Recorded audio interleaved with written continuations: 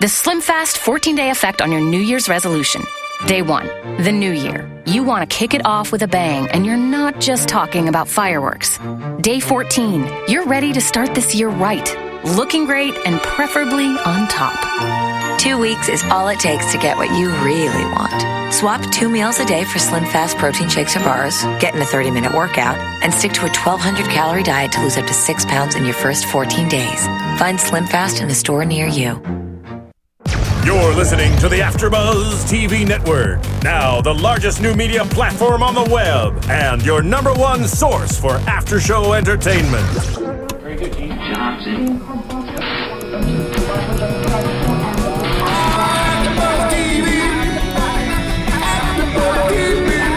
From the AFTERBUZZ Studios in Los Angeles, California, presented by Maria Menounos and streaming live thanks to Akamai Technologies, this is AFTERBUZZ TV's Mob Wives After Show.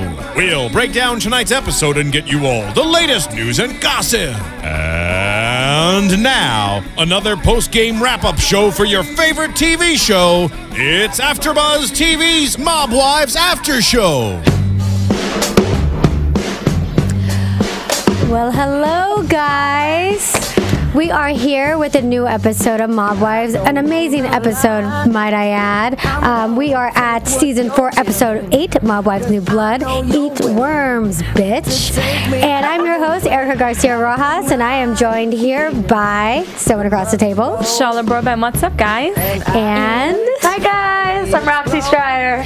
And so, real quick here, before we start talking about the episode, Roxy just came from a really fun interview that she had with one of the Mob Wives herself. Tell us about it. Okay, so on Calling Out with Susan Pinsky, which is the podcast from Podcast One, it was amazing. We actually talked to Renee tonight. She called in from home, and they had this medium. I call her a psychic, but that's not what she calls herself. And she was sitting and she was pulling information about Renee. So she didn't know that she was talking to Renee on the phone, and she was telling us all these things about her, like she could sense this and that. So I just wanted to come and talk to you guys really quick about all the different things that she spilled about Renee. So what did she say about Renee? So it was unbelievable. First of all, Renee cried throughout the entire thing. She was like so moved by it. Yeah. And it was stuff that even as the biggest fan of Mob Wives, we wouldn't have known. Like things that I didn't know by watching the show, by doing research. So you have to go and listen to Susan Pinsky's podcast. But basically, she was talking throughout the whole time about all the stuff, and Renee was crying, but at the end, she was like, wait, does the name Hector mean anything to you? And that's Junior's real name. That's her ex-husband's name that's in jail. And so she was like, yeah. And Renee started bawling, and later on we were asking her why she was crying so much, and she says that apparently you guys find out tonight's episode that he's coming home. He's coming in a year out of prison. He's getting out early. And she is like scared at her very core. And she was in hysterics, and she was like, listen, I am domestic violence victim, and when you are like this, you never forget it. And honestly, I know I put on this front for everybody that I'm the baddest person in the house, in the world, or whatnot. But I'm scared. I'm scared crapless, and I'm worried he's going to come to my house and he's going to beat me. Ooh. And it was unbelievably moving and sad. And the medium looked at her and said, or didn't look at her on the phone, and said, listen, guess what? He's just as scared of you as you are of him. Honestly, like, he is scared. He's shaking in his boots because you are so tough, and now you're a force to be reckoned with. Listen, you're famous now, you know. She like sensed all this. She was like, I feel like you have a big force. She didn't call her famous because she didn't know who she was talking to, but you have this big force, and he is worried to mess with you because he knows he's going to get caught. So to clarify for people listening, the medium had no idea who Renee was over the phone. Right, had no idea. First of all, has never seen the show Mob Wives, but didn't even know that this was a celebrity. Sure, she didn't see the show Mob Honestly, Wives. I'm positive. You think so? I am the biggest disbeliever of all time. Yeah. I look at these things, and I'm like, come on. She didn't know she didn't know the person's name. You know, she didn't know who we were talking to. So when Renee got on the phone, the medium had no idea it was Renee or who it was, Mob Wives. It was just somebody on the phone. Right, it was somebody on the phone. And she picked up all this based off like the energy or whatever that she heard over the phone, I guess. I mean, believe what you will, you know. Some things are dead giveaways, such as the fact is Renee, you hear her voice, she's obviously from the East Coast. She obviously has that gravelly, raspy thing to it, so they know that she's kind of bad or whatever, but there are things that just came out in it that it's like talking about how her son is her rock and going more into that, and how she was like, he's not going to be in this life, whatever life you're in, he's not part of this life. And it was really interesting, and I just thought it was crazy how what moved me was how moved Renee was, and just the fact that she was so scared and vulnerable, because we never see her like that on the show. Yeah. Renee is pretty emotional too. When we had the interview with her last season, she cried, and she definitely came up, got real vulnerable and stuff. And she seems like part of it. My interpretation is that Renee is a very soft, vulnerable person, but she puts up this like really strong front, and that's like her response is to be tough and to attack in a way where I think she's just protecting how vulnerable she really is. Right, and something that the medium actually predicted, though, she said that she felt, the medium's name was Lisa, and Lisa said she felt that somebody was about to come into Renee's life and was going to protect her, and not necessarily, that wasn't necessarily a good thing for Hector, because this person's coming after Hector. And she says that she sees Hector not being around much longer. And I don't know what that means. And Renee was talking about how she was nervous because Renee was like, good riddance to him. I hate him. There's not one part of me that loves him anymore. I hate him. But Renee was like, I think that I'm nervous that he might off himself, because there's nothing, all this stuff. Renee said that? Renee said that, and she was like, I don't know whether somebody's out for him or whether he just can't do this anymore and is out for himself, but that was just something that I hadn't heard, and she was really emotional about it, because I'm sure she has mixed feelings. As somebody she did once love, but she's worried about them, but she's not the person to help him, you know, of course. So I just wanted to share that with you guys before you got into tonight's episode. Maybe that gives you more information. I know she receives a letter tonight, so knowing what she's thinking about and where her head is. Oh, how cool. Well, thank you for reporting back to us. That's awesome. Anything else that she said? Anything else interesting you can think of? You're going to have to go listen to the podcast. Okay. Yeah, go listen to the podcast. All right, guys. So make sure you listen to the podcast. What is it again? So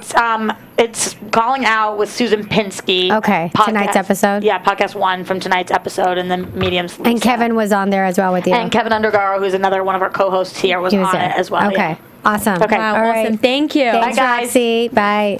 All right. Woo, that was a lot of fun information. Wow. Yeah. That's interesting. Definitely. I think the fact that, even as much as Renee doesn't have the emotional ties with Hector anymore. Yeah. I'm calling him that now. I know. We're gonna call him that. But I think that the fact that she hears that he might be dying or whatever, that he's still the father of her son. Yeah. There's still, as much as you don't want to admit it, there is still some tie. And that must really have hit her hard, because she is an emotional person. Yeah. That must have been... Oh, psychics scare me. I know. I sound like really shouldn't see the show. She's never seen it, but maybe she didn't. So, and even if she had seen it, the fact that psychics or mediums, they pull things out of what I don't know. I think that probably cool. is. Well, if you're interested, a little bit, yeah. So, are you guys interested? Just check that out. So, all right, let's get to the episode. This was like a crazy episode. There was so much that happened tonight. It's like I feel like the season is like finally like we're done with that stupid drama between Natalie and Renee. This is like real, actual drama. This is like the drama that we watch Mob Wives for. Yeah, not like delicious drama. No, this is like legit drama. Yeah. So okay, so just a few things. Just let's get out of the way first. Like we see Drita. And her new her new song that she's producing with Method Man. What do you think about that? Good for her that she's going after something she's loved. Wu-Tang Clan that Method Man's from. Wu-Tang Clan. He's the top 5 rappers that she's loved forever, whatever she said. But so good for her for going after that. she's so excited. The song, I mean, it's not something I would listen to, Miss Moneybags, but I mean, she loves it. Her daughter was really excited for her. She felt some pressure writing those lyrics. What was it? Was it 6? I don't know what bars, she was whatever saying. it was. Yeah, 16 bars. Yeah, interesting song. Yeah, I had no idea. I didn't realize. I actually, once that came on, I did remember hearing something about her having some kind of a song. But when they did the flashback to her song, it just looked funny though, because she's like Drita is like, in some ways, like in the video, it almost looked like she was like playing tough. But we know Drita, and we know she is. That's tough, what she is. But it was weird seeing her in the video because it just looked like she was just like, hey, yo, da da da. And you're like, I don't know. I don't like. It doesn't translate to me. It doesn't, like, her tough, like, badass, and she is. I think Drita is such a badass and an awesome badass, but it didn't translate to me into rap. So it just looked kind of funny, like almost like she was playing pretend. But yeah, I kind of agree. I think it's different route to go down. And, but if that's what she wants to do, then yeah. But she's doing a lot. She's multitasking and doing so many different things. Yeah, like she's trying to get. Yeah, she was trying to get another store. She spent all her savings in Vegas to open another makeup store. Now she's doing a rap song while she's trying to get her relationship and her family back on track. So she's got a lot of like fuels, random, like coals out yeah, or something. Yeah. I think probably, you know, some things transpire and happen, some things don't, and maybe this rap thing actually like was something that happened. So all right, so the next thing that we saw was, we did see a little bit of Natalie this episode. I felt like she's definitely been put in a back seat the last couple episodes, but we saw her and her relationship with her boyfriend London, and she was having what I like to call the DTL. So my girlfriends, they always call it, oh, we had the DTL, the defining the relationship talk. So yeah, I never knew what that meant. So yes, DTL, and not the DTF, which we hear on Jersey Shore. It's the DTL, the defining the relationship. So Natalie and London were having their DTL, and London just did not seem like he was really having it. Like Natalie, was like, okay, we've been together for a year and a half. Like, I'm ready to move forward. I have a son. I'm in Philly. Are you gonna move here or whatever? And he's just like, I'm good. Yeah, which is like every woman's like worst nightmare after they've been together with someone like a year and a half. No, I'm good where we're at. And she's like, no. Yeah, he was like, you're trying to plan me too much. Like, move in, get married, have a kid. But I mean, I guess after a year and a half, it's time to like, okay, are we taking this to the next level, or is it not worth it? And they're not like any spring chickens. Like, she's in her 30s. He's obviously like older than that. Like, it's not like they're 23. Like, she has a son. So she's probably saying, hey, what's going on? I mean, that conversation was probably a little bit played for the cameras, and probably, in my opinion, was produced. Because later on, he's like, oh, actually, I thought about it, and let's move in together. As they're lying in bed. Yeah. Yeah, so, I don't know, but I just thought it was funny. It's just a very just typical, like, okay, the girl's like, let's move forward, and the guy's like, oh, dirt. So. It was so stereotypical. And I have to say, I think I don't know the guy from Adam, I don't know anything about him, but I do think she's, like, definitely way better looking than him. Like, yeah. But she's head over heels for him. It seems like Yeah. So we saw a little bit too much in the bedroom. It's like biting his lip. Yeah, it's kind of gross. Not needed. We weren't feeling it. I don't know. Both of us were like, we were watching it. We're like, yeah, no. Okay, so I have to talk a little bit about that, and then the other thing, because we'll get into the whole Alicia Renee thing later on. That's just a lot, but I want to get a couple of the other things out of the way beforehand. Okay, so Renee and Roxy talked a little bit about it. Renee got the letter from Junior, and she gets this letter, and the letter basically is Junior saying how much he loves her and he wants to give their relationship another shot. How could he ever think that would be a possibility? He's betrayed her in every single way that is the worst ways possible. I mean, the fact that someone cheated on you, that's like the worst form of betrayal. But then it's like, even worse than that, he ratted out her father. Her father. Yeah. So it's that's the ultimate betrayal, right? Like, and also in her world, being a rat is like the ultimate betrayal. And that's all she talks about, being a rat. It's like, how many times we say... it's like, how many times do you say rat? On one episode. Rat. But it's like, it's so close to, like, that's such a big thing in her world. And the fact that he was the rat and he was talking to her, and when he was wired, and that's just, you could never, I mean, I couldn't. And the way that she's come around and now she's getting back on track, for him to then send that letter, it's like he's trying to just play games with her. And it's like one of those guys, it's like when they see that you're happy and doing well and finally like getting your life back on track, it's like, okay, now I'm gonna plant my seed and knock you back down. Well, I don't even know it's about knocking her back down. I think it's just that he's in jail. He's lonely. Like you said, he's planting the seed. He knows he's going to be out in a year. It'd be nice for him to have a nice home to come to and not, like, be somewhere by himself in some apartment. And he's probably thinking, well, yeah, let's give it another shot. And it's funny. It's like not enough for Renee can't just say, oh my God, he's crazy. Like, no way. No, he's just like, he is a psycho. He's a psychopath. How dare he? How dare he? Right. It's like, and she has a point. It's like, really? How could he really think that she really would in any ways fathom the idea of bringing him back? And the fact that, I mean, he, like Roxy said, he's scared. He's coming out now of jail. He has nothing. I mean, he has no one.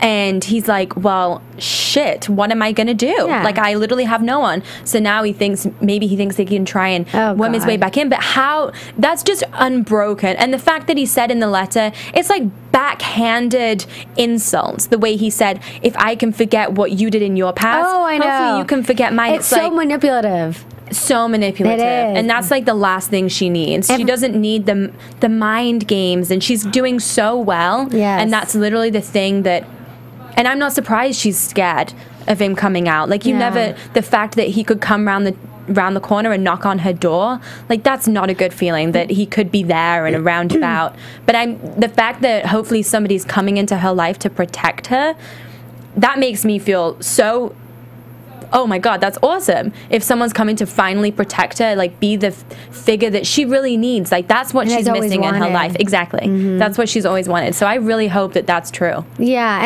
and it is, like, the fact that she is scared, it makes, like you said, it makes sense, because the fact that he was so willing to rat out her father, which was something she probably never expected from him, and shocked her, like, to the core. She doesn't trust him anymore, and so he could be capable of doing anything. If he was capable of doing that, he could be capable of doing anything. So in her eyes, like, he's done, and I'm glad he should be done. So, and we do see a little bit of interaction with her son AJ, who didn't want anything to do with the letter. And what did you think about that? I don't think that Renee should speak to AJ about everything with his dad, just because I think that he doesn't want to know. He's stated that. But she keeps digging and digging. Like, I've come from, my parents are divorced. I don't speak to my dad, and my mom doesn't bring things to me if my dad contacts her, really, because I don't want to know. I shut down. So I completely relate to him, that it's like, don't tell me. Like, I don't like him. I don't want to be a part of this. I'd rather not know. And I don't think it's right the way she keeps digging, but you should do this for me. It's like, no, you're my mom. You should do this for me and respect me by not wanting to know. I think she should go to somebody else that's not in the family to talk to. I see what you're saying. I don't know if I necessarily agree with you in that situation. I think at this point, like, I agree with that in the sense that if there's two parents there and, like, the child has a relationship with both of them and you don't want to take sides or anything, you know, that's my dad, that's my mom. But, like, this is a situation where it seems like they're cut off completely now with Junior. Like, AJ doesn't have a relationship with him. Like, so it's not like Renee saying these things. It's like gonna, like, change AJ's eyes about him. I just wanted to share it with you. I just wanted you to know. And I think AJ could have just seen what the letter was about. Like, I know what he didn't want. He didn't want his mom to go down the road of, like, oh my God, oh my God, oh my God, oh my God, you know, which is what she does. She tends to take something and, like, opening run a can with it. Yeah. So, like, I see why he didn't want to, but I thought maybe he could have just, like, all right, what does the letter say? Just, I mean, I don't just curious just for him to like share in that with his mother. So yeah, I think if my mom had said that, I think I would then want to know and be curious. Yeah, but maybe he doesn't want to bring everything up and open the can of worms in his mind. It probably brings everything back up that his dad did. That's true too, yeah. Maybe he just wants to try and completely erase it from his mind, and the thought of his dad just makes his like his skin crawl. It's like, ugh, no, like don't bring it up. Yeah. So, all right. So, before we get into the whole Renee and Alicia thing, we got real quickly give a shout out to Slim Fast. With Slim Fast, 2 weeks is all it takes to get what you really want. In 14 days, the only thing higher than your confidence will be your hemline. This podcast is brought to you by Slim Fast. Woohoo! All right. So back to the episode. Okay. So we get introduced a little bit to one of Renee's friends, Carla, that Renee goes way back with. Like, they've known each other, I think, since they were 9 years old. As well as Eddie. So Eddie, Alicia's husband, was friends with Renee and friends with this woman, Carla, like, forever they were ago. 8, wasn't it? So they're family. They're big time family friends. Like they've been friends forever, and they've got very strong bond and relationship. So we see Carly kind of get introduced to us, and her name was kind of brought up. I think last episode her name was brought up, and now we finally get to see her and meet her. Wasn't it like episode 3 or something that Carla's name was thrown out there? Oh yeah, you're right. It was right at the start with the wiretaps, and so this Carla was like, Yeah, we're like, who is this mystery? Yeah. So she comes out, and then we see her. She has dinner with Renee, and they're talking a little bit about the situation. Renee's basically filling her in on the fact that Alicia is basically thinking that they're talking about her and the case and spreading the whole these photos to the papers and all that. Yeah. And I mean, one thing that I think Carla said that I completely agree with, or maybe it was Renee, was that this was on her social media. Yeah, that photo that the press got was on her Instagram. But I think what Alicia had the problem with was the details in the article of everything that they'd done in Vegas and the places they'd gone to. I think that was her problem, because she said, it was on my Instagram, and I checked. Obviously, it's been deleted now. But I think it was the details in the article, which is, I mean, who knows unless you're there. But then they probably have. But then there's camera crew. There's so many things that could. I mean, the show, the producers, whatever. But I mean, I understand Alicia feeling a little bit unsure about everybody, because she doesn't know where that came from, and so it makes sense to point the fingers at the women that were there. Yeah. And Renee, of course, I mean, she actually. I mean, technically, like, Alicia said any of the 3 of them, She never specifically said Renee. Yeah. Renee just kind of took it. And I think, did she look at Renee when she said it? But she never specifically just narrowed it down. She just said it's got to be someone in this group. And so then Renee kind of took that and was like, a rat? I'm not a rat. Yeah. I'm not a rat. I'm not a rat, And so she went crazy with that. But also, when they had the conversation about how Drita brought up the conversation that happened between Renee. Remember, she brought up that conversation, and she was like, oh, yeah. So some of the details of what happened during the wiretaps. And Alicia was like, wait, what are you talking about? What do you mean? Like, I didn't tell. It was Drita that said, well, didn't you say that, Renee? Yeah. So that's kind of how Renee got brought into that entire situation. And it kind of moved on from the article to them discussing Alicia, and now Alicia thinking that they're sitting there plotting against her or something. But when you're in that situation, I feel like you would be so paranoid that you wouldn't trust anyone around you. Yeah. And the fact that they knew such specific details, I feel like I would be like, it has to be somebody. Someone has to be telling somebody else. And Renee doesn't say, she would never say who she's speaking to. So to me, it does kind of look like she's guilty. Just because she won't say, but it's because she's not a rat, and that's not what Renee will do, and that's what I respect. I think the most about Renee is I don't think she is a rat. Yeah, I don't think she is for 1 second, and she stands by that so proudly, and she won't even say somebody's name of who someone who she said something to. And I'm like, wow, that's real respect, girl, because to be in that situation and to be pressured by everyone looking at you. And the previous dinner when Renee got called out, she still wouldn't say anything about if Carla had relations with Eddie, and Renee knew about it. Renee will stick to, she won't say.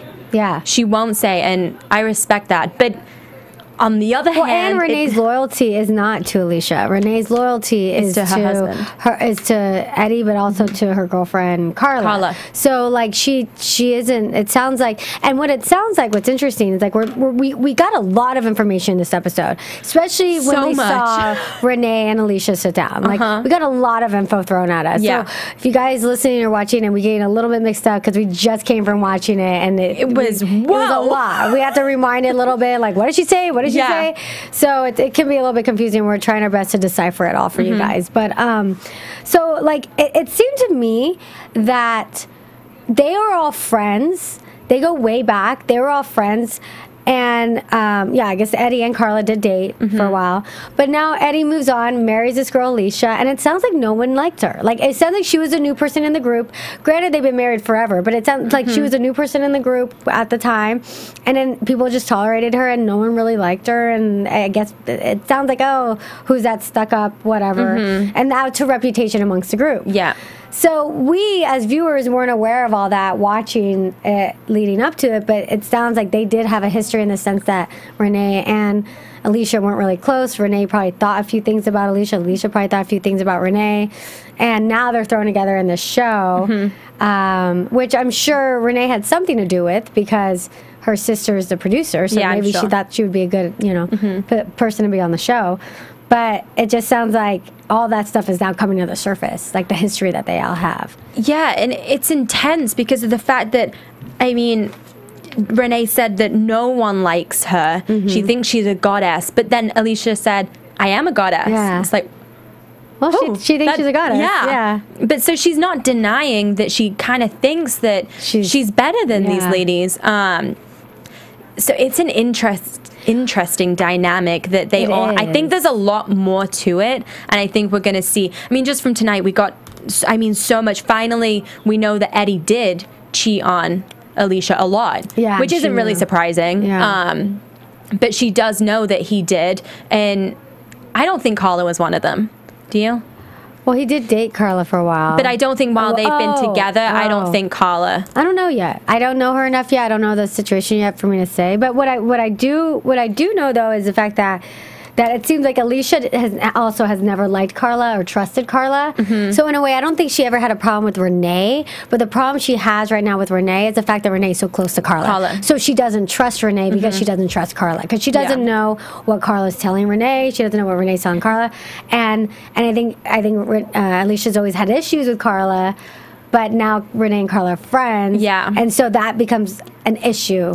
And we can't forget that Eddie told Alicia that him and Carla don't talk anymore. Yeah.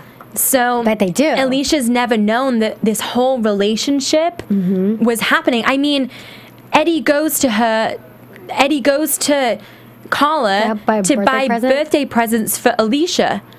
Which just seems stupid. I mean, that's... Because Carla doesn't even know her. So it's like, usually you go like to a sister or best friend or somebody who knows them. But at that moment, like, when you've been with somebody for long enough, that's like for a boyfriend that's just been with somebody for maybe a year or two, and like, oh, you know what she like.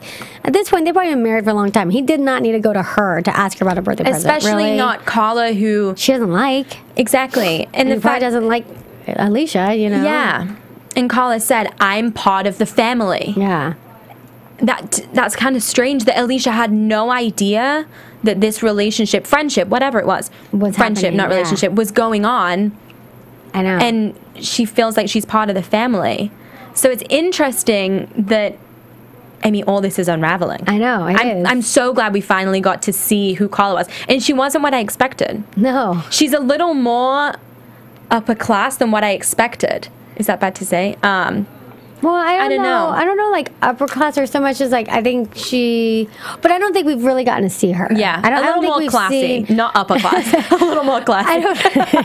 I don't think we've really gotten to see, like, her, and I bet you she can throw some down. Oh, and I'm sure. You know, I mean, she could probably, you know, but yeah. So that last conversation, I mean, it didn't really end in a way that, like, they resolved anything. No, and I agree though with Alicia. It's her case. If she's going to talk about it, because when Renee said, you sit and talk to all of us about the wiretaps, about everything, and Alicia's right. It's her case. Yeah, it's my case. She can talk to who she wants, but then everyone else. But if it's the talk of Staten Island, then no, everyone talks about stuff like that, especially if you're in a small place. Like Staten Island seems to be such a... Everyone talks about everything that's going on with the mob stuff. Yeah. So everyone's going to talk, and there's always going to be speculation and everything. But... Well, so let me ask you something. Do you think the tweets were about Alicia? Yeah. I do too. I mean, who else could they be about? I totally think they were too. Oh my God, Big Ange is my hero. Oh, okay, let's talk about it. That was the best scene of this whole episode. It was so great. Yes. It's like, amen. Yes. You are so right. I love Big Ange rant against technology. I thought that was the most amazing rant ever. It was great. And I love what she said. She's like, and I totally agree with her. I'm just like, this whole social media thing is like, ugh, how people can fight over it and have like, Twitter wars. I just think it's just awful. And so how Big Ange was like to Drita, she's like, if you get mad at someone, you don't tweet them. you crush their face in. And she's like, yeah, that's the way you do it. You crush their face in. That's the way to do it. Oh, you don't Twitter. You don't Twitter. They were really great voices that you just did. I love the Big Ange voice. You're not gonna Twitter. You're not gonna phone. What are you gonna do? But it's so true. It's like awful. But you wouldn't expect these mob wives to be tweeting. Yeah, that's the last thing I would expect. Especially Renee. I wouldn't think that she would go to Twitter and be like, what was one of them? The damsel in distress act is getting old. Like, I wouldn't think that she would tweet that and be, because it's very childish. Well, it seems like it's like the new rite of passage for every single reality star that's on one of these wives shows, like the Housewives and all that. It's like they have to have this Twitter, and they have to like openly have like Twitter wars with the other cast members during the season. Like it just seems like, and that the Twitter wars end up becoming more drama, and it's just like completely fuel to the fire. You know, it's like the Twitter is like the sixth cast member on every single like Housewives. You know? Right. So it doesn't surprise me. It seems like that's kind of what they're doing these days. Yeah. I'm just glad that like Drita and Big Ange are like, eh. And by the way, I love the relationship between Drita and Big Ange. Me too. Like, it seems like they're like the two that are always like getting together and just like, well, I don't want to get involved in that. Like, I don't want to do that. You know, I'm like, I'm not going to be in that room when they have that discussion. I love it. It's so, but they talk about everything and it's like, whoa. Yeah. But they talk about it. They're very, they play devil's advocate. Yeah, they do. They don't take sides, which is what I love, because they say, Renee did this, but I don't think she did it maliciously. And it's very, even, and she said that to, I think Drita said that to Alicia on this episode. It's like, she shouldn't have done it, but she did. Yeah. And I think she did it in the heat of the moment or something like that. So I think it's very, I think it adds more depth because it's not two sides that are fighting against each other. Yes. It's two people, and then you have everyone else that's kind of like, I agree with both of you. And I think that makes it a lot more interesting, and because they both feel for both of them. Yeah. I mean, Alicia's situation, I mean, it's just awful, you know? And she was supposed to be sentenced, I think it was January 7th, rings a bell, but it was postponed. But it was postponed. Yeah. So her heartache is just going on. And in some ways, you gotta give on and on. You gotta give Alicia like a break at some point. Like, she's going through a lot, and unfortunately with Renee, she kind of turns something and just makes it just so big. And like, I think during the episode, I was just like, you know what, like, Renee, like, I love you, but just like, get over yourself. Like, okay, whatever. She didn't. Just get over it. Alicia's just going through this thing, and like, she didn't necessarily call Renee a rat, I mean, she said anybody could have been responsible for it. But that's one thing that, I mean, because Drita and Big Ange have said all along, she's not gonna let this go. No, well, I think that was with Natalie. Yeah. They said that with Natalie's situation. She's not gonna let this go. Well, even they said that with Alicia too. Like they're like, Alicia, they don't know who Alicia doesn't know what she's dealing with. Yeah. Like, don't make Renee your enemy. Right. And like in some ways, like Alicia's kind of doing that, you know. And I think Alicia is a little bit unfairly putting a lot of blame on Renee when I think the blame is more for Carla. I agree. She's connecting the two of them and now putting Renee in that same boat. Yeah, I think she's kind of. I don't think she wants to meet Carla face to face because I don't think she really wants to learn, like, unravel more. Yes. So I think she's trying to take all her aggression out on Renee. I do too. Which isn't fair. Yeah. It's not fair to tackle Renee when really it's not really her. If anything is happening, it's Carla that's doing all this. Yeah. So. And Renee even said, she's like, you know, you're to Alicia, she's like, you know, you're kind of making a bigger deal than this is. Like, we're having a conversation or whatever, but Renee, and I believe Renee when she says, my intention, I don't have a bad intention with you. I'm not intending to do anything or like get you in trouble or do anything like that. I don't have that intention here. Yeah. And I think I always, when it comes to fights and stuff, you have to look at like, what are people's intentions, you know? And I don't believe that Renee had a bad intention. Not at all. And unfortunately, I think that Alicia isn't sure. She's not confident that, you know, and because in her mind, she's thinking, well, if you're affiliated with Carla, then maybe you do have a bad intention, or maybe Carla has a bad intention, and you're just, you know, there for the ride or helping her out with that. No, so. I agree with you. I think Renee does see all these ladies as family. Yeah. I think these, apart from not as much Natalie anymore, but I really do think that even Natalie, she wouldn't rat out Natalie. That's not her style. That's not what she does. And I think that Alicia's just kind of preying on it a little too much, and maybe, just making a bigger deal out of it with Renee. With Renee. Yeah. But Carla said, I'll meet her. Like, I'll meet her face to face, and let's hope we see that. I'm sure we will. I know. I'm sure at some point we will. I know. I know. All right. Well, I think, do we have anything else to talk about? Do you have anything else that we missed during the episode? We talked a lot. Yeah. I think that's it. I think we're good to go. And do you have predictions? I think the TiVo got cut off before we were able to see. Your AfterBuzz TV.